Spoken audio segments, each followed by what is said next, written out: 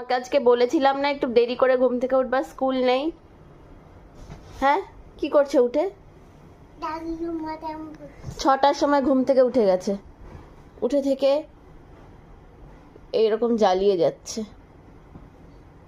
একটু বলছি শো, আমাকেও ঘুমাতে দিল না, ও নিজে উঠে গেছে। বাথরুম হ্যাঁ, এখন মিস্ত্রি কাজ করছে। কি করবি তুই?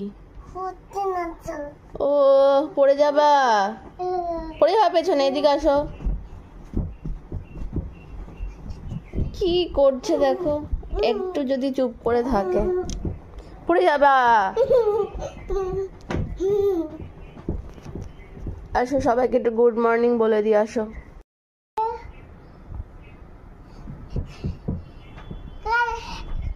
শ্রেয়ান্ত দুষ্টুমি করেই যাচ্ছে, দেখুন এইভাবে। ওকে বলেছিলাম তুমি একটু ঘুমাও বাবা, ঘুমালো তো নাই, এরকম দুষ্টুমি করে যাচ্ছে। তো আজ যেহেতু গুড ফ্রাইডে, স্কুল তো ছুটি,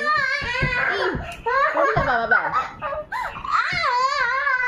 সেই জন্য ভাবলাম আজকে ছোট্ট করে ডেলি ব্লগ করাই যেতে পারে। অন্যদিন তো বেরিয়ে যাই আমরা দুজনেই, তার জন্য রেডি হতে হয়। আর আমি তো আর বাড়ি ফিরি না, একবারে শ্রেয়ানকে নিয়েই বাড়ি ফিরি, কারণ ও কান্নাকাটি করে তো সেজন্য। তবে এখন ওর কান্নাকাটি এই দুদিন ধরে দেখছি বেশ অনেকটা কমেছে, আশা করি এরপরে আরও কমে যাবে। এখন বাড়ির থেকে বেরোনোর সময় কান্নাকাটি করে ঘুম থেকে উঠে একটু, কিন্তু যাওয়ার সময় আর কাঁদে না, তাই তো বাবা? তুমি এখন কি হয়ে গেছো? তুমি এখন কি হয়ে গেছো? এখানে আসো, এখানে তুমি গুড বয় হয়ে গেছো, কান্নাকাটি করো না তো? আচ্ছা।